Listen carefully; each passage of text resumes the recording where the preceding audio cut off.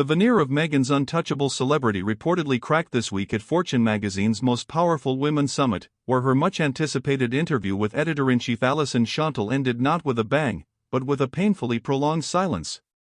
According to eyewitnesses and analysis of the event's atmosphere, the Duchess was left visibly furious and uncomfortable as the expected torrent of applause failed to materialize for what felt like an eternity, marking a profound reality check for her carefully engineered next-level influence.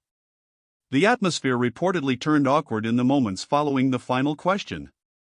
Meghan, having delivered her prepared insights, which often veer into a blend of personal narrative and self-help maxims, appeared to await the obligatory standing ovation that has often followed her engagements, particularly those where she is billed as the star attraction.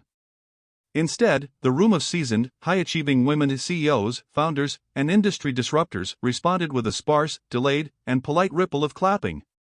This wasn't a roar of admiration for a powerful performance, it was a perfunctory dismissal.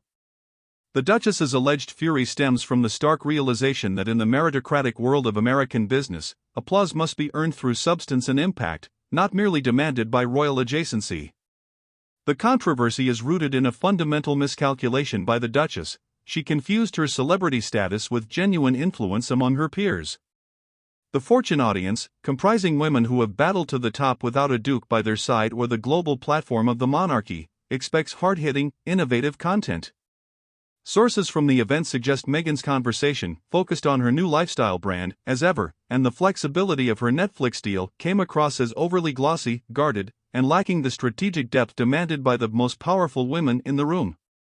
Her delivery, which often leans into emotive personal experience, simply did not land with an audience looking for measurable business strategy. The silence was the collective, professional assessment of a presentation that didn't meet the brief. This incident validates the long-standing criticism of the Sussexes' post-royal ventures, their reliance on the cachet of the title without the corresponding delivery of professional gravitas. For a public figure who has relentlessly pursued financial and creative independence, the inability to generate organic enthusiasm from an audience of true movers and shakers is damning. It suggests that the Meghan Markle brand, the carefully crafted image of the victim-turned-philanthropic powerhouse, is wearing thin in circles that value tangible results over polished victimhood narratives. The lack of applause wasn't just a slight, it was a moment where the American business world collectively decided she hadn't yet proven her worth to be celebrated on the same level as the genuine titans present. Body language analysis of the moments immediately following the interview, widely circulated online, reportedly show a micro-expression of profound frustration and disbelief on the Duchess's face. This visual evidence of annoyance over the lack of instant, overwhelming validation adds fuel to the me narrative that has long antagonized critics. The expectation of immediate, universal praise, rather than humble acceptance of a polite reaction, paints an unflattering picture of a figure who seems to believe her presence alone warrants a standing ovation. It betrays a level of entitlement that sits uncomfortably with the empowerment message she seeks to champion. Ultimately, the failure to secure a rapturous ovation at the Fortune Summit will be viewed not as a minor technical glitch, but as a symbolic moment in Meghan Markle's transition from Royal Highness to Hollywood mogul.